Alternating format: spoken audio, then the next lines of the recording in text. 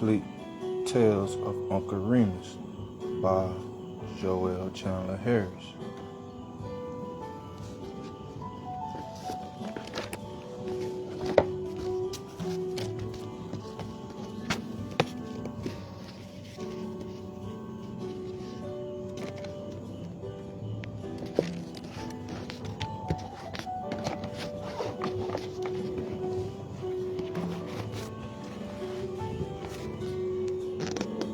We're here on page 420.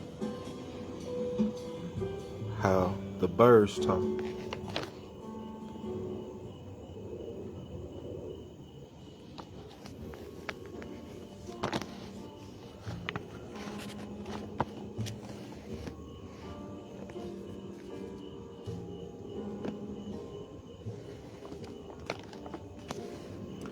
Uncle Remus was not a field hand.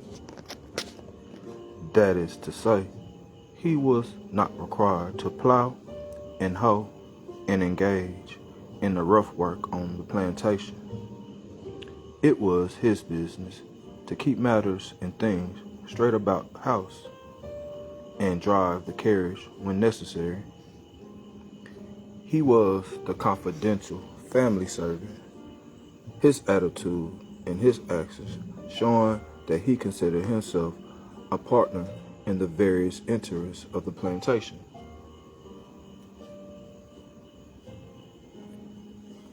He did no great amount of work.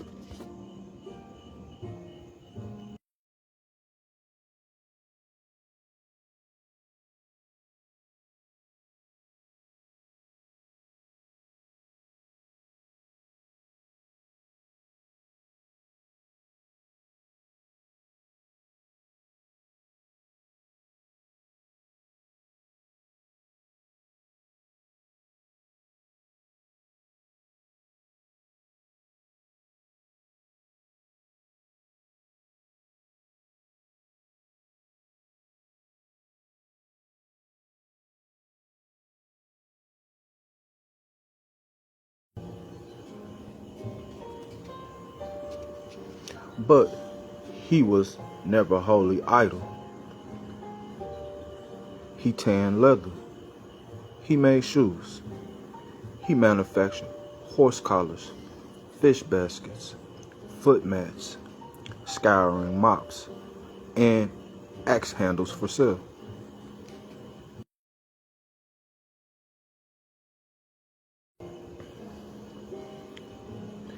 He had his own watermelon and cotton patches. He fed the hogs, looked after the cows and sheep, and, in short, was the busiest person on the plantation. He was reasonably vain of his importance, and the other Negroes treated him with great consideration. They found it to their advantage to do so, for Uncle Remus was not without influence with his master and mistress. It will be difficult to describe, to the satisfaction of those not familiar with some of the developments of slavery in the South, the peculiar relations existing between Uncle Remus and his mistress, whom he called Miss Sally. He had taken care of her when she was a child, and he still regarded her as a child.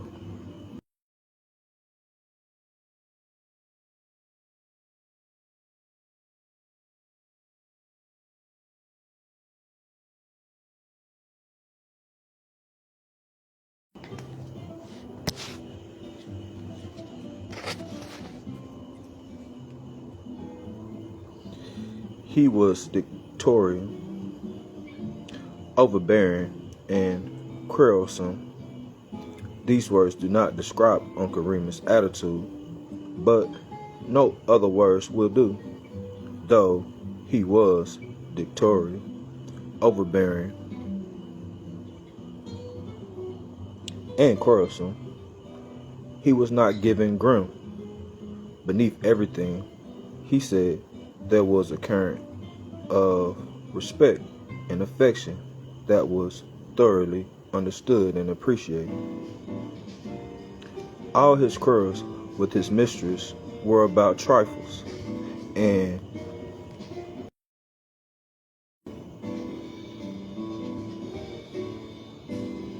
his dictatorial bearing was inconsequential. The old man's disputes with his Miss Sally were thoroughly amusing to his master, and the latter, when appealed to, generally gave a decision favorable to Uncle Remus. Perhaps an illustration of one of Uncle Remus' quarrels will give a better idea than any attempt to description. Sometimes after tea, Uncle Remus' master would send the house girl for him under pretense of giving him orders for the next day.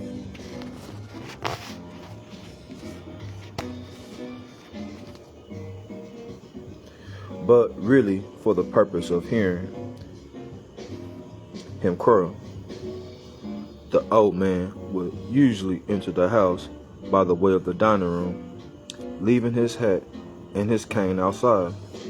He would then go to the sitting room and announce his arrival, whereupon his master would tell him what particular work he wanted done, and then Uncle Remus would say, very humbly, "Miss Sally, you ain't got no cold bottles, nor no piece of pie, nor nothing laying round here, is you?"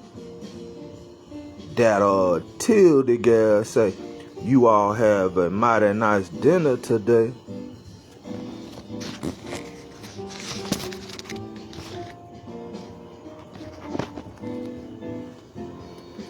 "No, there's nothing left. I gave the last to Rachel." "Well, I don't know what business that nigga got coming up here eating Marsha John out of her house and home. I tell she learning how to cook, and goodness knows, if he ain't going to make anybody cook good, she the best cook on this hill."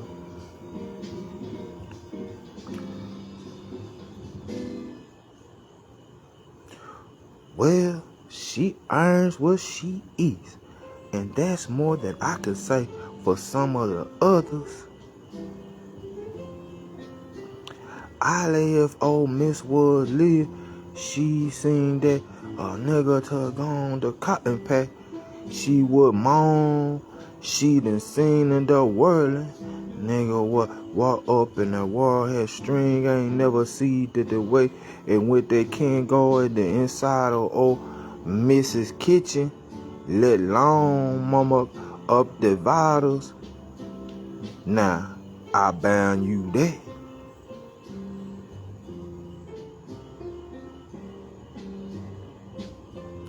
"Well, there's nothing here for you, and if there was, we would be getting." "No, that's so. I don't know that long time ago, all day long and half of the night. Here's Remy. Come here, Remy. Go there. Keeping with its eating time, and when the time come, there ain't nobody that's to name the name of the Remy. That Rachel nigga ain't on to do the business.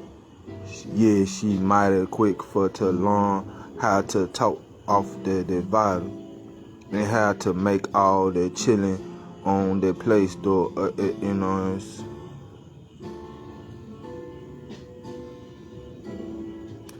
John," to her husband, "I put some cold potatoes for the children on the sideboard in the dining room. Please see if they are still sitting there." "No mind about getting up, Marsha John. All the taters in there. Old Remus ain't never grudged with them up the pot of little chillin' give. let alone that they come to my house and they look so puny and lonesome that I advise my own vitals with them. Goodness knows, I don't grudge them poor creatures they little they gets. Good night, Marsh John. Good night, Miss Sally. Take them potato reams, said Marshal John. I'm mighty much obliged to you, said Uncle Remus, putting the potatoes in his pocket. And thank you too, but I ain't going to have folks say, and that old Remus took and sneaker up here and took the vitals out of these your chilling's mouth. That I ain't. The tone in which Uncle Remus would carry on his curls was imitable, and he generally succeeded in having his way. He would sometimes quarrel with the little boy to whom he told the stories, about to other by dint on coaxing, or by means of complete silence. The youngster usually managed to restore the old man's equanimity. Uncle Remus, said the boy, it's mighty funny that the birds and the animals don't talk like they used to. Who say they don't? The old man cried, with some show of indignation. Who say they don't? Now, that's what I like to know. Uncle Remus manner implied that he was only waiting for some name of malicious person to go out and brain him on the spot.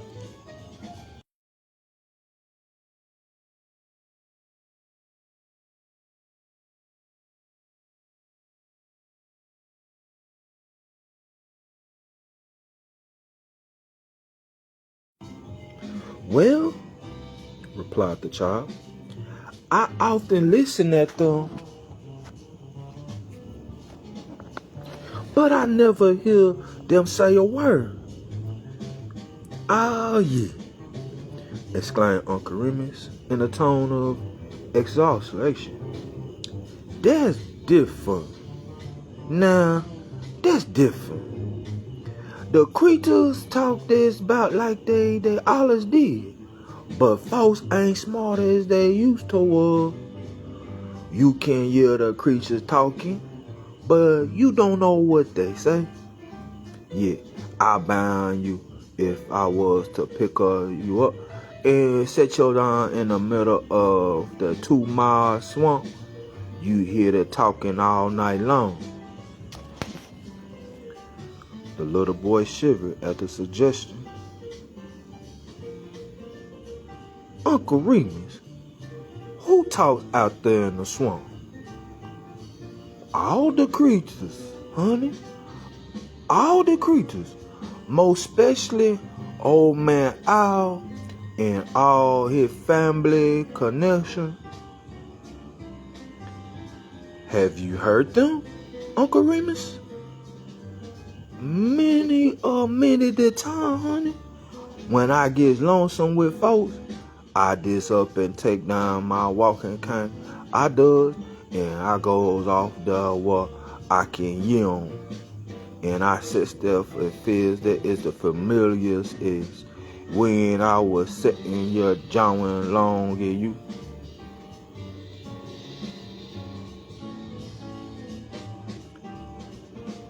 What do they say, Uncle Remus?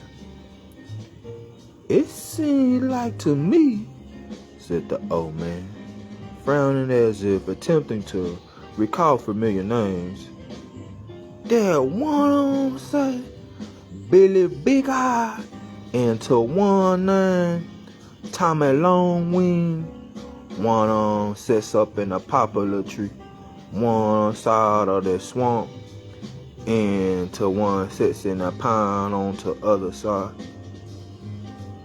Uncle Remus went on as the child went a little closer to him. When night come good and dark, Billy Big Eye sorta club up at the throat and low. Tommy Long Wing. Tommy Long Wing. Uncle Remus allowed his voice to rise and fall, giving it a far away but portent sound, the intonation being a weirdly exact imitation of the hooting of a large swamp owl. The tactalized words would give a faint idea of this intonation.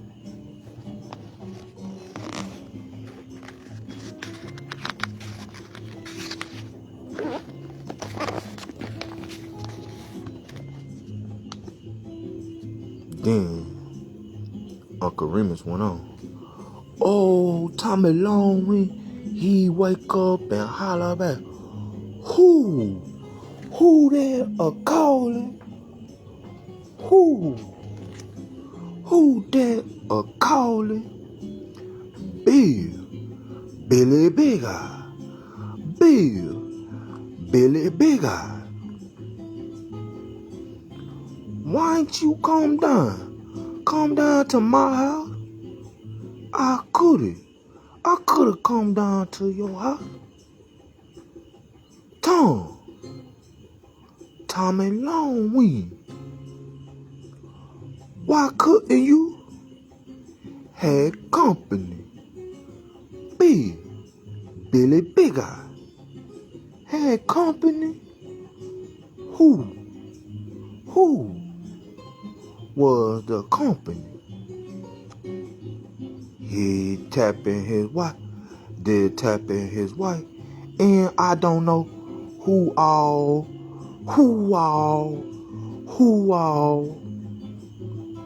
As the heel tapping the tap, Uncle Remus continued, noticing a puzzled expression on the child's face. I don't know as I ever been known anybody exactly with that name. So say that name of the Pecker Woods. And Yalla Hammers. But I speaking when they get it straight on it, they all are in our family. Who heard them talking that way, Uncle Remus? Asked the little boy. Goodness and it gracious, honey, exclaimed Uncle Remus. You don't speak all nigga like I for to note all these your folk names, is it? Hey, do you? Supposing that folks would done and then move off. What the good and the gwen and they get fucked together the none. Suppose and they was sitting right here alongside of you. What good did the gwen do? The truff is the truff, and the folks name ain't gonna make it no truffle. Yet when it come to that, I can't do da and fetch the hoop and find you lots of niggas with done been here that old owl family going in and they swamped there.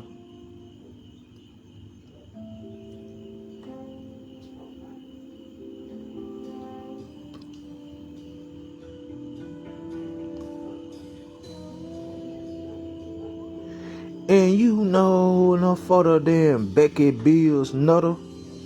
When that nigga was growing up, he went frockling around, and one night he come though to the 2 Mile swamp.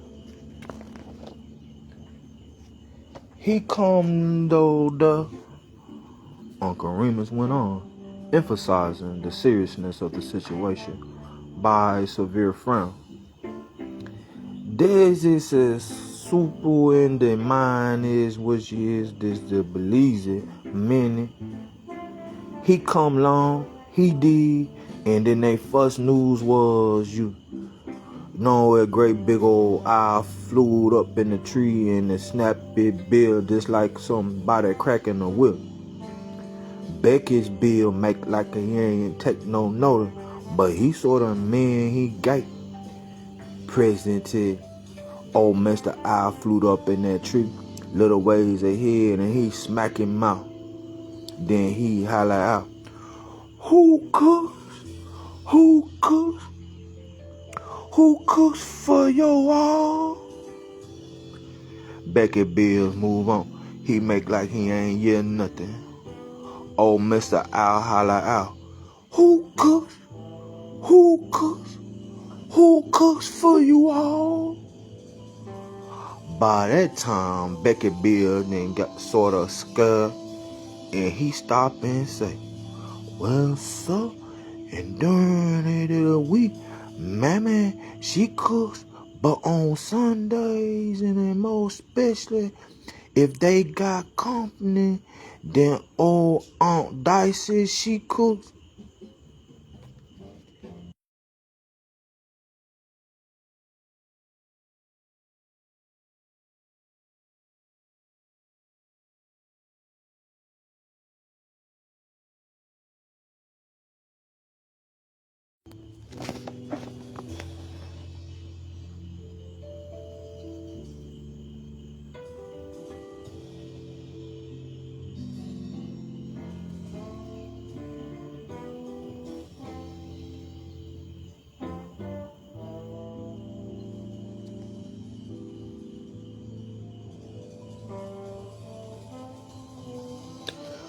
Oh, Mr. I, he rubber up his feather, he did, and he smack him out, and look down at Becky Bill, and lo, who cook? Who cook? Who cooks for you all? Becky Bill, he take off.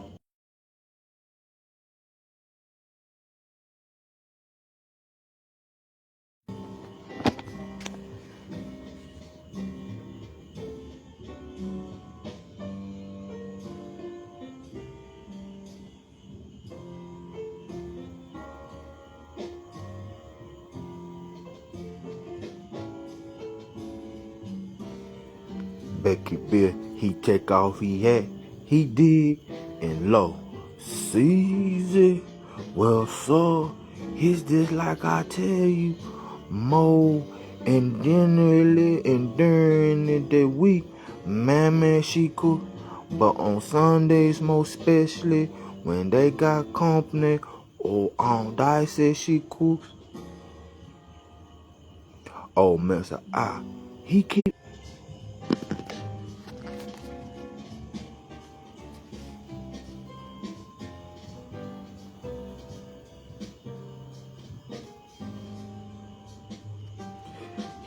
asking. And Becky Bill keep on telling 12. By and by, Becky's Bill, he got scared and tired and mad. And then he let up from there. And he run home like a quarter horse. And now if you get in that swamp, you got to go along with him. The little boy sat and gazed into the fire after Uncle Remus had paused. He evidently had no more questions to ask. After a while, the old man resumed. "But tain't there were owl that can talk. I just want to tell to get up in that morning and listen at the chicken. I can't sit right here and tell you just exactly what y'all say." The little boy laughed, and Uncle Remus looked up into the rafters to hear responsive smile. "The old Dominica hen, she fly off in the nest and this horse trough and squall out, 'Hey, I lay every day, and yeah, they come and take on way. I lay, I lay. And yet I had to go barefooted, barefooted, barefooted. If I lay and lay 12 doomsday, I know I had to go barefooted, barefooted, barefooted. Uncle Remus managed to emphasize certain words so as to give a laughably accurate imitation of the cackling hen. He went on, "Now then, when the rooster hear the Dominican hen a cackling,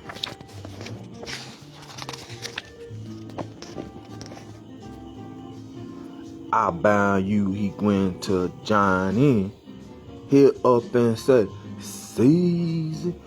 Your foot so big, your foot so wide, your foot so long, I can't get a shoe to feed it, to feed it, to feed it." And then they all have it up and down and quarreling just like you show enough folks. The little boy waited for Uncle Remus to go on, but the old man was done. He leaned back in his chair and began to hum a tune. After a while, the youngster said, "Uncle Remus, you know, you told me that you sing me a song every time I bought you a piece of cake." "I expect I did, honey. I expect I did. Old as I is, I got a mighty sweet tooth. Yet I ain't seen no cake this night." "Here it is," said the child, taking a package from his pocket. "Yes, sir," exclaimed the old man with a chuckle. "There she is, and all rope up in the bargain. I'm mighty glad you helped her back, honey.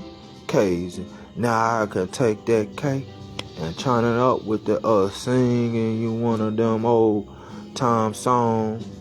And folks going by say, yo, come on and camp meeting.